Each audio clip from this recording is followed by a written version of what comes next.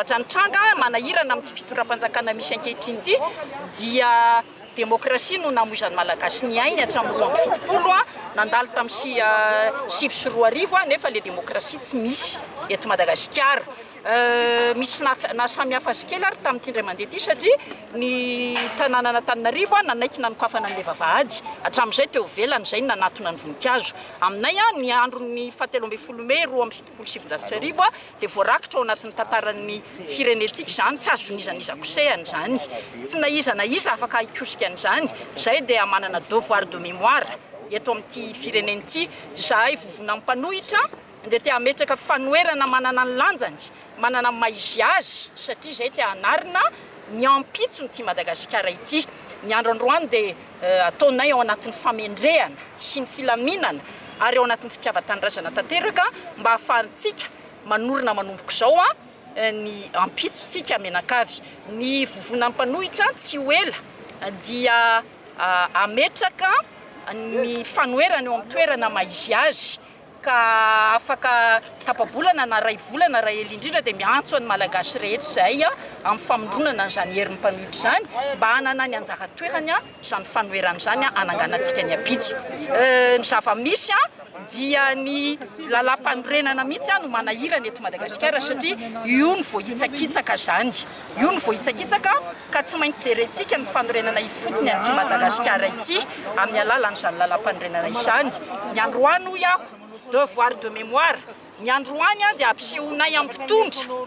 mpitondrantsika ankehitriny fa mahay milamina ny malagasy satria malagasy te hivoatra, malagasy manana maizy azy tompony fa tsy mpangatakatsiny eto amin'ny tanindrazany. Ny antoko afa efa mitaka ny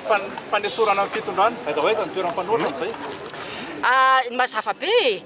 io ty tsy resaka olona fa resaka rafitra.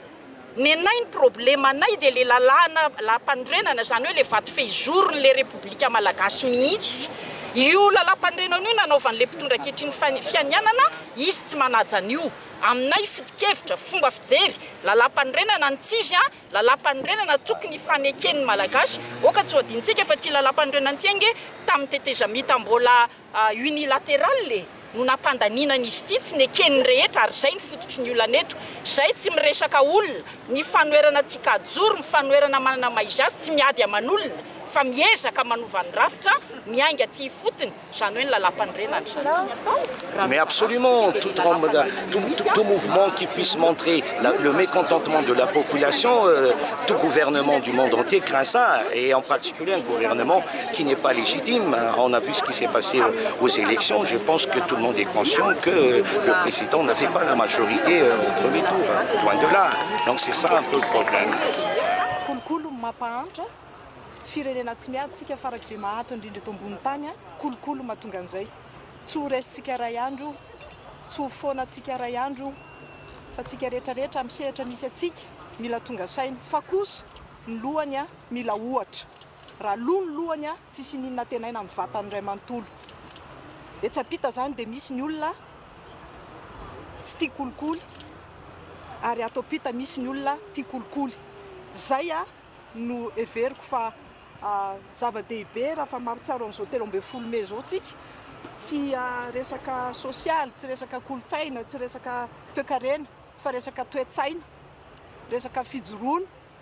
resaka fitantanana marina, ny volam-bahoaka, ny fananam-bahoaka ary ny tsy fandaingana amin'ny vahoaka amin'ny famiravorana ny lalàna sy ny demokrasia. Zay ty tolona ity ary zay no afatra tsara pita ampanao gazety. Io tsy hoe mamerina krizy na mamerina fanonganam-panjakana na mamerina tolona tsy ady amin'ny jadona, tsy ady nety daholo ireny, nisy antony daholo ireny. Fa zao tsika miara mahita, miara mahatsapa fa ny kolokolo ny mampahantra. Zay vonona ady amin'ny kolokolo dia vonona namantsika. Talana magnany fotony ka ny vahoaka ny tokony raha eto amin'ny firenena misy antsika. Inona ny tokony atao ahatonga tsisy ny fanjakan'ny firenena matanjaka, mihevitra ny tena ny tokony zao tontolo zao fiain'ny tany madinika. Inona no atao ialana amin'ny risoriso sy ny resaka escroquerie marobe mety isy eto amin'ny firenena misy antsika ity, hiadana ny vahoaka rehetra malagasy rehetra manontolo ka ny fiainam-bahoaka no jerena. Zay ny tanjona lehibe. Ka ny 13 Mey aminay dia zava-dehibe ho an'ny vahoaka malagasy ho an'ny tantara. Ado amin'ny resaka fanjanahantany amin'ny endriny vaovao zay ny atongavana eto ary mbola verina ihany fa fomba fiady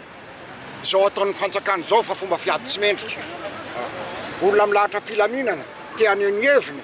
dia toerina amin'ny lala fitaovam-piadiana piorona sy namaritra manontolo sy ny sisa sahala amin'ny mahita indray zay amin'izao fotoanandro zao amin'ny fahatongavana eto la herin'ny firenekafa néocolonialiste zay manjakajaka sahala amin'ny endrika solotenany zany reo olona maro be hitanay manao ny fitandro filamina misy eto amintsika eto eto misy Madagasikara ny taonany rehetra zahay ary miantso ny voaka malagasy rehetra manontolo ny RPMR ny fikambanan'ny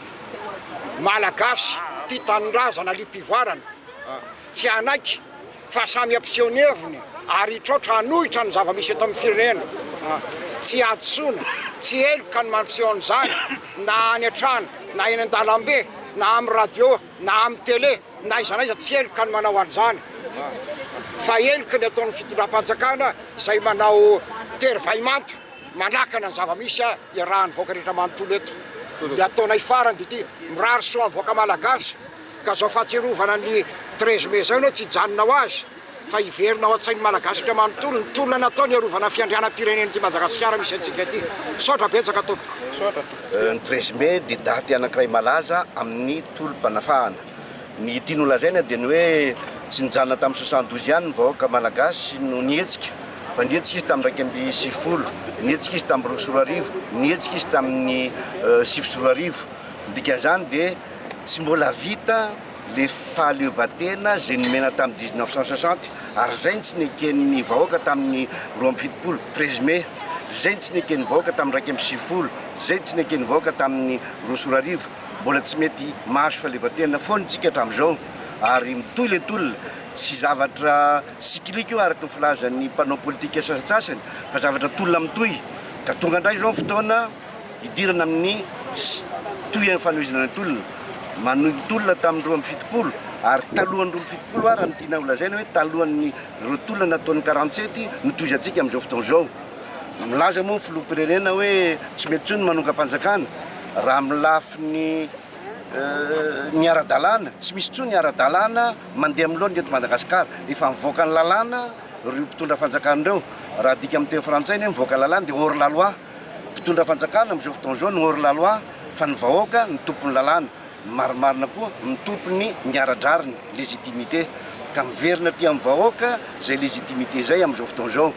tokony ho avy zany vahoaka tsisy fisalasalana fa io fanjakana hors la loi io tokony hiala teo fa io zao no misakana ny fampandrosoana ny Madagasikara misaotra anareo tarika ny fikambanana moderny arzolombelona ary 72 ary nisy ampitolona tamin'ny 72 fikambananay amin'ny 72 ary tamin'ny 72 tonga eto miaraka amin'ny présidentanay maître Olala. Afaka mba vitinao kely hoe inona marina ny tena nitranga tamin'izany 13 mai 72 tamin'ny 1970 ako manandraikitra ambony tao amin'ny présidencen'ny république voalohany tamin'izany fotoana zany talehan'ny fanesikatseny ambanivohitra ny fahitako tamin'izany fotoana zany fisaky ny ministère misy mpanontsena teknika vahiny reny zany tena manomana le conseil de gouvernement tamin'izany fotoana zany dia nitakilay zany fanagasiana marina tsy miteny fotsiny fanagasiana ny fitondrana marina na dia efa naleo tena tsy naleo tena zany niady natao ho an'ny fanambolina ny fanoezana asiny ny tokony anatanterahana ny famparotsana Madagasikara ny idiny natongavanay ty amin'ny 13 mai tamin'ny 1970 taorinan'izay zany dia mbola nitranga ihany hoe inona ny tokony atao mba hahafahana tena manateraka marina zatra tarikety sy tanjona tandroa 1970 zay no natonga anay miaraka tamin'ny tompola Ratsimandrava nanao ny hoe ny fototra indiana dia avy any amin'ny fokon'olona manomboka ny fampandrosoana marina zay no mahatonga anay mametraka ny foto-kevitra ny hoe fahatsiarovana ny tiro amin'ny 1970 ty fahatsiarovana ny maty fahatsiarovana maro tiro ny fireneny nefa fahatsiarovana koa ny tanjona tsy maintsy kandehantsika amin'izao fotoana zao ary ny zatra tenyky fotsiny dia zao misy oabolana japonais miteny hoe ny fandresena dia lala makany amin'ny faharesena ary ny faharesena mety tezamita amin'ny fandresena raha ny tolona nataonareo tamin'izany manao ahoana ny fahitanareo ny toetra raha misy amin'izao fotoana zao tafita ihany ve zay tolona zay matoa mbola mitolona amin'izao fotoana zao ny lafiny maro dia mbola sy taty mbola misy ihany ny tsindry ataon'ny vahiny be dia be ny tsy nataon'ny vahiny ary tsy menakavy amin'izao mbola mitolona mafy dia mafy ary manezaka mampita amin'ny fotoana fanjakanany hoe tatereo re olona le miasom-pirenena tatereo ry zalahy ty fomba rehetra mba afaka mampandrosany Madagasikara ty amin'ny fomba rehetra zay azonareo atao ratsy zany inge le alahelinay inge le mbahoakany manahirana ihany mieritreritra azy